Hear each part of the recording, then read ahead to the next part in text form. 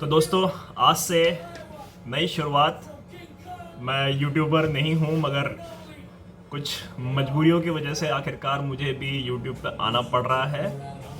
और प्रण यही है कि सभी स्कैमर्स को यहाँ से किक आउट करके बाहर भगाना है। बहुत लूट लिया लोगों ने यार। अभी जो है ना, एजुकेशन से खुद को एजुकेट करके फ्री में एजुकेट करना है, और जहाँ से भी कुछ भी मिल जाए वहाँ से एकत्रित करके अपने आप को नॉलेजेबल बनाना है कि कोई यूट्यूबर हमें स्कैम ना कर सके। ठीक है दोस्तों, so let's quickly begin it. और आज हम सबसे पहले अपनी पढ़ाई में, एजुकेशन में टॉपिक हमने चूज़ किया है टोकोनॉमिक्स। ठीक है, तो टोकोनॉमिक्स को हम लोग शुरू करें। और इस टोकोनॉमिक्स को बहुत ही आप लोग सिंसियरली लेना, ये बहुत इंपॉर्टेंट फैक्टर है यदि आप अपनी इन्वेस्टमेंट पे रिटर्न चाहते हो तो। ठीक है, तो किसी भी प्रोजेक्ट में इन्वेस्टमेंट करने से पहले उसकी टोकोनॉमिक्स को ढंग से खंगालो।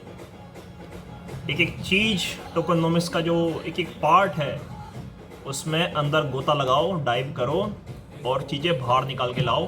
पता लगाओ कि क्या चीज़ें इंपॉर्टेंट हैं आपके लिए इन्वेस्टमेंट के टाइम पर। तो टोकोनॉमिक्स में सबसे पहली चीज़ जो चेक करने की होती है वो है उसकी सप्लाई। अब सप्लाई में सबसे पहले जो बेसिक चीज़ है वो शायद आप समझते भी हैं कि उसकी सप्लाई लिमिटेड सप्लाई है या फिर अनलिमिटेड सप्लाई है। लिमिटेड सप्लाईज के कौन से उदाहरण होते हैं? जैसे आपका बिटकॉइन फिक्स हो गया है कि भाई उसके वाइट पेपर पे लिख दिया गया है और ब्लॉकचेन पे भी है, एक बार जो एंट्री हो गई कि भाई 21 मिलियन से ज़्यादा बिटकॉइन मार्केट में नहीं आ सकते। अनलिमिटेड के भी बहुत सारे उदाहरण हैं मार्केट में, और जिसमें से एक उदाहरण है वो थोड़ा सरप्राइजिंग हो सकता है आपके लिए, वो है डॉजकॉइन। अब डॉजकॉइन जब इनिशियली लॉन्च हुआ था तब उसकी सप्लाई जो थी वो 100 बिलियन की थी। लेकिन 2014 में ना इसका जो को फाउंडर था जैक्सन पामर, उसने नए ब्लॉक्स जनरेट के लिए रिवॉर्ड सिस्टम दिया था 10,000 डॉज का। उसके बाद से अब यहाँ पर हर साल टोकोनॉमिक्स में डॉज कॉइन की लगभग 5 बिलियन नए डॉज ऐड हो जाते हैं सप्लाई में। इसके साथ ही डॉज कॉइन की जो टोकोनॉमिक्स जो है, जो टोटल सप्लाई जो है वो अनलिमिटेड बन जाती है। आप बोलोगे इससे मुझे क्या फ़र्क पड़ता है? बहुत फ़र्क पड़ता है दोस्तों। यदि किसी भी प्रोडक्ट की, किसी भी उत्पादक क्षमता अगर या उत्पाद ज़्यादा हो और उसकी मांग, उसकी जो डिमांड जो है वो कम हो, यानी कि सप्लाई ज़्यादा और डिमांड कम, तो उसका प्राइस नीचे आना शुरू हो जाता है। ये सब तो चीज़ें आपने बेसिक बहुत बार सुनी होंगी, कई बार सुनी होंगी, मगर हम जब प्रैक्टिकली जब कहीं इन्वेस्टमेंट करते हैं तो इन बातों को हम शायद इग्नोर कर देते हैं। ये बहुत इंपॉर्टेंट बातें हैं। मैं अभी इस पर ज़्यादा स्ट्रेच नहीं करूँगा। मैं अभी आपको आगे कुछ नए टॉपिक्स पे एक बार मैं कॉन्सेंट्रेट करवाना चाहूँगा, उसके बाद में फिर हम दोबारा से इस पे आएंगे। अभी हम दूसरा टॉपिक डिस्कस करते हैं टोकोनॉमिक्स में, जो है आपका ट्रेडिंग के टाइम पे क्या मैकेनिज़्म अप्लाई किया गया है वो। और ये आपने ज़्यादा करके जो टोकन्स जो लेयर 2 पे जो लॉन्च होते हैं, जैसे मान लो आपका पॉलीगॉन पे या BSC पे, इस प्रकार के जो लेयर 2 के जो प्रोटोकॉल्स हैं, वहाँ पर जो आपने देखा होगा कि आपको सुनने में आता होगा कि भाई एक टोकन है, उसकी सेल पर टैक्स लगाया गया है 10%, 5% या 8%, और उसका कुछ परसेंट हिस्सा जो है वो होल्डर के पास जा रहा है, कुछ परसेंटेज जो हिस्सा जो है वो लिक्विडिटी में ऐड हो रहा है, या मार्केटिंग के एक पूल क्रिएट किया गया वहाँ पे जाके उस वैलेट में जाके ऐड हो रहा है, या बर्न हो रहा है। हर ट्रांजेक्शन पे कुछ एक सर्टेन परसेंटेज अमाउंट जो है वो बर्न हो रहा है। तो इस प्रकार से उनका एक विशेष सेल टैक्स फी होता है। इस टैक्स का ना कोई इनकम टैक्स से कोई संबंध नहीं होता है, ये टर्मिनोलॉजीज़ हैं, कुछ भी आप इसको उटपटांग बोल सकते हैं, मगर यहाँ क्रिप्टो में ऐसे ही होता है यार। यहाँ पे ना कुछ भी टर्मिनोलॉजीज डिसाइड करते नहीं, पता नहीं क्या सोच करके ये लोग इस प्रकार की टर्मिनोलॉजीज रखते हैं, बट यहाँ पे होता है ऐसा कि उसको टैक्स बोला जाता है, और वो बेसिकली होती है वो फीस है, और वो हर आपके ट्रांजेक्शन पे अप्लाई होती है। अब वो जो आपकी टैक्स जो लगाया जाता है उस पर एक रीडिस्ट्रीब्यूशन का सिस्टम बनाया गया है कि कुछ परसेंटेज ऑफ टैक्स जो होगा वो आपका होल्डर्स के पास जाएगा, या बर्न हो जाएगा, या लिक्विडिटी या मार्केटिंग पूल में ऐड हो जाएगा। अब ये ना एक बहुत ही शानदार मैकेनिज्म है जो सो कॉल्ड वेब 2 की जो दुनिया है और एक जो सो कॉल्ड वेब 3 की जो दुनिया है, वहाँ इस फंक्शन के साथ में ये एकमात्र एक ऐसा मैकेनिज़्म है जो दोनों को आपस में काफ़ी जुदा कर देता है, काफ़ी डिफरेंट बना देता है, ठीक है।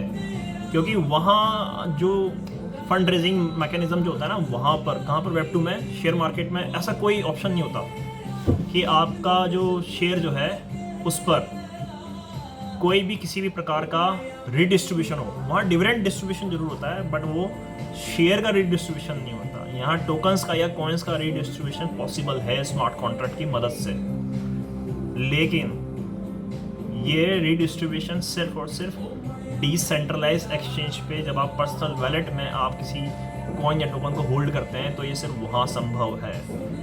सेंट्रलाइज एक्सचेंज पर बहुत कम ऐसे एक्सचेंजेस हैं जो टोकनोमिक्स को सपोर्ट करते हैं। तो ये विरोधाभास है अपने आप में। वैसे हम जहाँ बोलते हैं बार बार कि जब हम ब्लॉकचेन को सेल करते हैं, ठीक है, तो हम ये बोल करके सेल करते हैं कि यहाँ पे सब कुछ डिसेंट्रलाइज्ड है या होना चाहिए। इसी से दुकान चल रही है ना ब्लॉकचेन की, है ना, इसी से दुकान चल रही है कि यहाँ पे सब कुछ डिसेंट्रलाइज्ड है। मगर जैसे ही हमारा कोई कॉइन या टोकन फेवरेट मार्केट में आता है, हम तुरंत ग्रुप में जाके डेवलपर को बोलना शुरू कर देते हैं वैन बाइनेंस, वैन कुकॉइन, है ना। तो ये विरोधाभास है, क्योंकि हमारे को उसमें प्रॉफिट चाहिए, बेनिफिट्स चाहिए, तो हमें अब इन बातों से कोई लेना देना नहीं है कि वो डिसेंट्रलाइज्ड कितना है, डिसेंट्रलाइज्ड है भी या नहीं है। नहीं, हमें तो उसको सेंट्रलाइज एक्सचेंज पे देखना पसंद है, ठीक है। तो ये विरोधाभास है। मैं इन बातों की डिटेल में कभी जाऊँगा, लेकिन अभी हाल फिलहाल के लिए समझने के लिए टोकनोमिक्स जो है वो, जिन्हें बिल्कुल कुछ नहीं पता, तो उनके लिए ये है कि टोकनोमिक्स डिसेंट्रलाइज प्लेटफॉर्म पे सेफ है, सिक्योर है, और वहाँ पर ये ट्रांजेक्शन स्मूथली रन होते हैं, ठीक है। चलो फिर अब हम आगे बढ़ते हैं। इसी में अब अगला पार्ट आता है टोकन एलोकेशन का। टोकन एलोकेशन जो होता है वो बहुत ज़्यादा इंपॉर्टेंट है, बहुत क्रिटिकल है यार, बहुत ज़्यादा क्रिटिकल है। टोकन एलोकेशन से यहाँ संबंध ये है कि लेट सपोज एक प्रोजेक्ट नया स्टार्ट हुआ, उसने मार्केट से फंड रेस किया, उसने 100 बिलियन टोकन्स इशू करे 10 सेंट के रेट पे, ठीक है। तो यानी कि उसने $10 बिलियन का फंड रेस कर लिया मार्केट से, ठीक है। अब उसमें उनको एलोकेशन किस स्ट्रेटेजिकली कितना बढ़िया बेहतर तरीके से किया गया है, ये बहुत एक इम्पॉर्टेंट बात है। कैसे, मतलब $10 बिलियन जो इकट्ठा किया है, उसमें से उन्होंने डेवलपमेंट के लिए कितना पूल क्रिएट किया, 20% लेट से। मार्केटिंग के लिए लेट से उन्होंने 10% एक पूल क्रिएट कर दिया जिसको वो मार्केटिंग के लिए इस्तेमाल करेंगे। 10% उन्होंने कर दिया कि भाई ये हमारा लिक्विडिटी में ही फंड पड़ा रहेगा, ठीक है। 10% उन्होंने कर दिया कि आने वाले टाइम में हमें कहीं पर एयर ड्रॉप करना है या कम्युनिटीज़ को इंसेंटिवाइज करना है, ठीक है। तो ये एलोकेशन ऑफ फंड्स स्ट्रेटेजिकली भी होना चाहिए और ट्रांसपेरेंट भी होना चाहिए। ये बहुत इंपॉर्टेंट फैक्टर है। यदि ये स्ट्रेटेजिकली डिवाइडेड नहीं है तो at the end of the day होगा क्या, कंपनी ने फंड तो रेस कर लिया मगर वो उसमें प्लानिंग नहीं है। यदि मान लो उसमें प्लानिंग नहीं है तो क्या होगा कि जब कंपनी को आवश्यकता पड़ेगी डेवलपमेंट की, इंजीनियर्स को सैलरी बांटने की, या किसी भी प्रकार का कोई फंक्शन करना है, कहीं पे कोई शो करना है, या आपको मार्केटिंग करनी है, ठीक है, तो वहाँ पता चलेगा आपके पास में फंड तो है ही नहीं, क्योंकि आपने एलोकेट तो किया ही नहीं। फिर वो मिसमैनेजमेंट हो जाएगा, सारा खेल बिगड़ जाएगा। तो वो eight the time of Inception of the project white paper पे ही ये सब चीज़ें मेंशन होनी चाहिए। और अगर नहीं है तो यहाँ दो बातें हैं, या तो वो जो इसके जो डेवलपर्स जो हैं, बिल्डर्स जो हैं, वो इमेच्योर हैं, या वो स्कैमर्स हैं, या उन्हें बहुत अच्छी समझ नहीं है, या फिर यहाँ बात आती है ट्रांसपेरेंसी की। वो लोग क्या करते हैं, बहुत सारे प्रोजेक्ट्स के जो डेवलपर्स जो होते हैं वो मार्केटिंग के लिए फंड किस तरीके से वो लोग एलोकेट करते हैं। ये थोड़ी सी अंदर की बात है कि लेट सपोज मैं डेवलपर हूँ, मुझे पता है कि यार मुझे आगे जाके साल भर बाद मार्केटिंग के लिए फ़ंड की आवश्यकता पड़ेगी, या फिर मुझे फ़ंड की आवश्यकता पड़ेगी डेवलपमेंट के लिए, ठीक है। तो मैं क्या करूँगा, eight the time of launching of the project, जब वो लो प्राइस होता है तो मैं वहाँ पर कुछ percentage of the tokens coins buy कर लेता हूँ लो रेट पे, और फिर जब प्राइस पंप होता है वहाँ पर मैं धीरे धीरे अपना वो फंड सेल करता रहता हूँ ताकि मेरा खर्चे निकलते रहें प्रोजेक्ट के। अब इसमें कम्युनिटी कभी समझ नहीं पाएगी कि यहाँ पर ये सेलिंग किस तरफ से आ रही है, ठीक है, क्योंकि यहाँ पे जो आपका वैलेट जो होता है उसको आप ट्रेस नहीं कर सकते, ठीक है, ट्रैक नहीं कर सकते उसको आप। तो अब होता क्या है कि अगर मान लो किसी की नीयत ख़राब हो गई डेवलपर की, तो वो जो उसका जो फंड जो है वो सेल भी कर देगा, प्राइस नीचे भी गिर जाएगा, और आपको ये समझ नहीं आएगा कि ये किसी इन्वेस्टर की सेल थी, किसी वेल की सेल थी, या फिर ये खुद डेवलपर और बिल्डर ने ही सेल किया है। अब यहाँ पर सबसे इम्पोर्टेंट बात वापस से घूम करके यही जाती है कि अगर आप you are smart enough then you would have checked all those detail right at the time of investment, ठीक है। पर अगर आपने ये सब चीज़ें चेक नहीं करी हैं तो फिर आप इन चीज़ों को क्रॉस वेरीफाई भी नहीं कर सकते, ठीक है। अब देखो यार, ये चीज़ें ना टेक्निकल चीज़ें हैं, इन चीज़ों को समझने के लिए थोड़ा आप लोगों को टाइम देना पड़ेगा, स्टडी करना पड़ेगा। लेकिन यदि आप लोगों ने इन बातों को सीख लिया, समझ लिया, इन पे टाइम दे दिया, तो फिर यार आप स्कैम से बच जाओगे।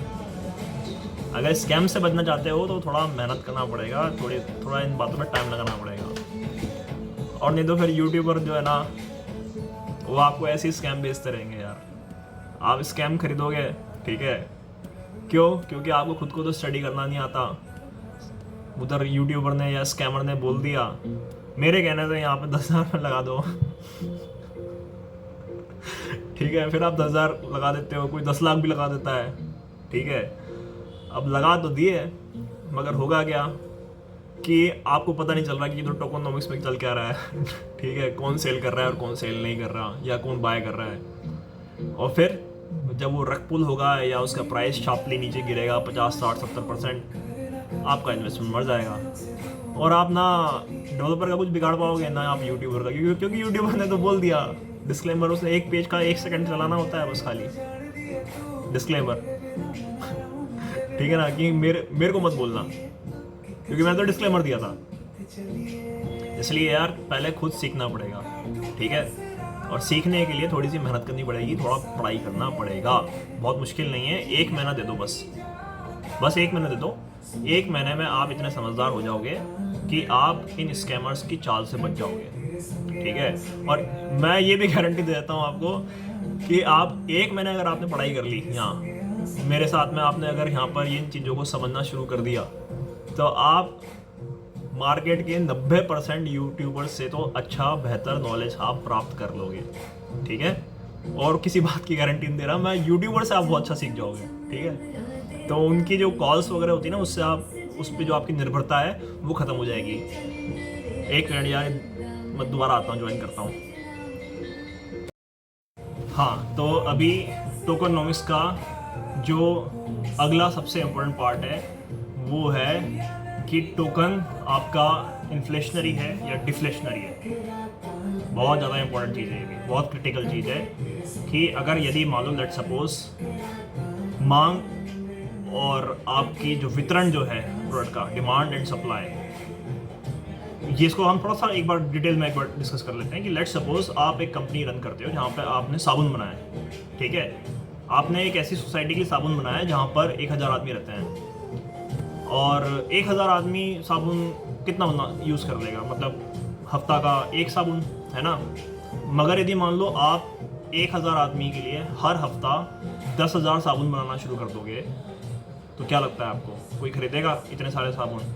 नहीं खरीदेगा। फिर आपके ऊपर प्रेशर बिल्ड होगा कि उसको सेल तो करना ही है, तो आपको कहीं ना कहीं उसका प्राइस गिराना पड़ेगा। तो डिमांड के अनुसार ही सप्लाई होनी चाहिए, है ना। ये एक बहुत बेसिक सा फंडा है। अब इन्फ्लेशनरी और डिफ्लेशनरी मैकेनिज्म क्या होता है, किस प्रकार से काम करता है, कैसा दिखता है, वो हम थोड़ा सा डिस्कस कर लेते हैं। अगर मान लो हम इन्फ्लेशनरी की बात कर रहे हैं, तो इन्फ्लेशनरी में वो टोकन्स या कॉइन्स शामिल होते हैं जहाँ पर कंटिन्यूस परपेचुअल मिंटिंग नए टोकन्स की हो रही हो, या फिर लेट सपोज मैं कहूँ कि टोकन की जो टोटल सप्लाई जो है वो तो फिक्स्ड है, लेट सपोज वो 100 बिलियन ही है, लेकिन उनका जो शेड्यूल जो है वो कुछ इस प्रकार है कि 2023 जनवरी में उन्होंने रिलीज करा किसी प्रोजेक्ट ने कि हम 100 बिलियन टोटल सप्लाई रहेगी, लेकिन हम जनवरी में 20 बिलियन टोकन ही रिलीज कर रहे हैं, आपने जनवरी में एंट्री ले ली, अब वो कह रहे हैं कि हम हर 6 महीने में 20-20 बिलियन टोकन्स रिलीज करते रहेंगे। अब क्या होगा, ये आपके लिए इन्फ्लेशनरी बन गया। उसकी टोटल सप्लाई तो 100 बिलियन ही है, और इसका उदाहरण अपने आप में बिटकॉइन भी है। समझना है दोनों बातों को, है तो लिमिटेड सप्लाई, 100 बिलियन टोकन अगर किसी प्रोजेक्ट की सप्लाई है टोटल, तो वो है तो लिमिटेड, बट स्टिल इन्फ्लेशनरी है। इसी प्रकार से बिटकॉइन अभी वर्तमान में आपके लिए इन्फ्लेशनरी है। क्यों? क्योंकि जो मार्केट में जो टोटल सप्लाई है, जो उसकी रनिंग है, वो 19 मिलियन के आसपास कुछ है, और टोटल सप्लाई कितनी आनी है? 21 मिलियन। मतलब 2 मिलियन अभी और आना बाकी है मार्केट में। ये बात अलग है कि बिटकॉइन की डिमांड इतनी है कि भाई उसका प्राइस नीचे जाए, इसकी संभावना थोड़ा कम है, जा सकता है वो तो, खैर मैं अभी स्पेकुलेशन नहीं जाना चाहूँगा, ठीक है। लेकिन टेक्निकल टर्म्स में बिटकॉइन अभी वर्तमान में आपके लिए, अगर आप इसके इन्वेस्टर हैं, तो वो आपके लिए इन्फ्लेशनरी है। डिफ्लेशनरी कौन सा होता है? डिफ्लेशनरी वो होगा जिसकी सप्लाई मार्केट में से ख़त्म हो रही हो, गिर रही हो। अब कैसे गिर सकती है? या तो कोई टोकन बर्न करना स्टार्ट कर दे। आपने सुना ही होगा, आप तो बहुत बार सुन लिया होगा कि टोकन कोई प्रोजेक्ट जो है वो बर्न कर रहा है, जैसे BNB अपने आप को बर्न कर रहा है, ठीक है, पैनकेक अपने आप को बर्न कर रहा है, ठीक है। अब तो इथेरियम के लिए भी बहुत लोग अलग अलग तरीके के, वो आपने आर्टिकल्स पढ़ लिए होंगे, यूट्यूबर्स भी बहुत बता रहे हैं आपको, ठीक है। तो ये तो मैं खैर क्या ही बताऊँगा। तो अब बर्निंग यहाँ पर हो रही है। अब बर्निंग कितनी इंपॉर्टेंट है वो एक अलग डिस्कस है, या फिर उससे कोई फ़ायदा होता है भी नहीं या नहीं होता है, वो हम बाद में डिस्कस करेंगे। ये क्या ये पूरा स्कैम है बर्निंग, ये भी हम डिस्कस करेंगे। लेकिन अभी टेक्निकली या मैथमेटिकली अगर मैं आपको समझाने सिखाने की कोशिश करूं, इकोनॉमिकली, तो burning is important and burning is beneficial. क्यों? क्योंकि वो आपकी सप्लाई रिड्यूस कर रहा है, बर्निंग मैकेनिज्म, ठीक है, और उससे आपके प्राइस पे इम्पैक्ट आ सकता है। इसी प्रकार से एक दूसरा मेथड होता है स्टेकिंग। स्टेकिंग में आप बहुत सारे प्रोजेक्ट्स स्कैम करके भागे हैं। मैं तो बड़ा मतलब सावधान रहता हूँ जो प्रोजेक्ट्स स्टेकिंग करवाते हैं, स्पेशली वो जो 12% से ऊपर का रिटर्न दे रहे हैं। बड़े खतरनाक है यार ये प्रोजेक्ट, इनसे बच के रहना, दूर रहना इनसे, ठीक है। ऐसी कोई दुनिया में अभी फैक्ट्री नहीं लगी जो आपको मतलब 18-20%। मैं तो एक इंडियन प्रोजेक्ट को जानता हूँ जो मेरे को ऑफर दे रहा था कि इसका एडवर्टाइजमेंट करो, 36% वो रिटर्न देते हैं। यार ये स्कैम है, ठीक है, प्लीज़ इनसे बचिए। अब बात तो ये है कि अगर आप स्टेकिंग वापस हम मैथमेटिकली और इकोनॉमिकली अगर हम डिस्कस करना शुरू करें, तो बात ये है कि अगर कोई स्टेकिंग होती है कहीं पर जेन्युइन तरीके से, तो उससे उसकी सप्लाई में अंतर आ जाता है, क्योंकि वो एक पर्टिकुलर पीरियड के लिए लॉक हो गए हैं वो टोकन, ठीक है। तो जो नए इन्वेस्टर्स आएंगे वो तो खरीद नहीं सकते जो कि लॉक हो चुके हैं, स्टेकिंग पर पड़े हुए हैं, तो उन्हें दूसरे टोकन्स बाय करने के लिए मेहनत करनी पड़ेगी और उससे प्राइस बढ़ सकता है। ये थ्योरी है, बढ़ेगा नहीं बढ़ेगा वो एक अलग मेथड, अलग बात है, अलग डिस्कशन का मुद्दा है। लेकिन ऐसा थ्योरेटिकली हम मान सकते हैं कि staking is important for the price benefit. अब अगला एक और यहाँ पर मैकेनिज्म है जो काफ़ी कारगर है, और वो ये है कि अगर कोई कंपनी प्रॉफिट मेकिंग कंपनी है, जैसे बाइनेंस एक प्रॉफिट मेकिंग कंपनी है, तो वो लोग क्या करते हैं, वो they buy back their own share, their own coin and tokens, ठीक है, और बाय बैक करके फिर बंद करते हैं। So this is the most relevant and important, और मैं समझता हूँ कि ये सबसे आइडियल मेथड है। अगर आप डिमांड सप्लाई को रिड्यूस करना चाहते हैं तो ये सबसे सही तरीका है। बट शर्त क्या है यहाँ पर, भाई पैसे तो कहीं उगते तो है नहीं, तो क्रिप्टो करेंसीज के वैसे बहुत कम प्रोजेक्ट्स हैं जो which are in the profit making business, ठीक है, जहाँ पर वो कहीं दूसरे सोर्स से प्रॉफिट कमा रहे हों। तो वो उनमें से एक कौन है? बाइनेंस है, जो प्रॉफिट कमाता है। कहाँ से प्रॉफिट कमाता है? एक्सचेंज वगैरह से, उसके कॉइन मार्केट कैप या पता नहीं ना जाने वो पैनकेक स्वैप ना जाने क्या क्या उसके अंडर में आता है, वो सब जगह से जहाँ से कुछ प्रॉफिट कमाते होंगे। वो ज़्यादा डिटेल में मैं कभी नहीं गया कि वो कहाँ के प्रॉफिट को एलोकेट करते हैं बायबैक करने के लिए BNB में, बट वो प्रॉफिट से BNB बायबैक करते हैं, ठीक है, और फिर उसको बर्न कर देते हैं। तो this is the right method जिससे आप सप्लाई को रिड्यूस कर सकते हो और इससे प्राइस इम्पैक्ट डेफिनेट पड़ता है। और मैं ये कभी भी नहीं कह रहा हूँ कि BNB जो है ना वो बहुत अच्छा प्रोजेक्ट है इन्वेस्टमेंट के हिसाब से, ठीक है, बहुत खतरनाक प्रोजेक्ट भी हो सकता है BNB, हम इसको भी डिस्कस करेंगे कि BNB कितना सेंसिटिव प्रोजेक्ट है। मगर एग्जांपल के तौर पे मैंने आपको बता दिया कि ये एक बायबैक का उदाहरण है जहाँ पर बायबैक करके सप्लाई को रिड्यूस किया जाता है।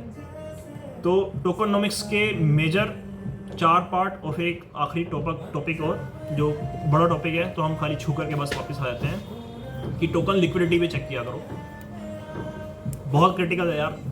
यदि मतलब आपको ये नहीं पता कि उस प्रोजेक्ट की टोकन की लिक्विडिटी जो है जिसके माध्यम से आप ट्रेड कर पाते हो वो लॉक है या नहीं, अगर आपको ये चेक करना नहीं आता है या आप ये चेक नहीं करके आप किए बगैर ही अगर आप इन्वेस्टमेंट करिए तो आप ये मान के चलिए कि आपकी इन्वेस्टमेंट डूब जाएगी।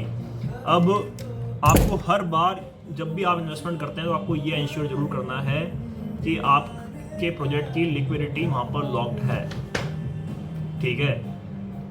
तो यार ये आज की शुरुआत थी। मैं कोई यूट्यूबर नहीं हूँ, रिपीट करूँगा मैं ज़्यादा इसमें एडिटिंग वगैरह या कुछ, एडिटिंग तो खैर मैं कुछ भी नहीं कर सकता हूँ ना मेरे पास टाइम है।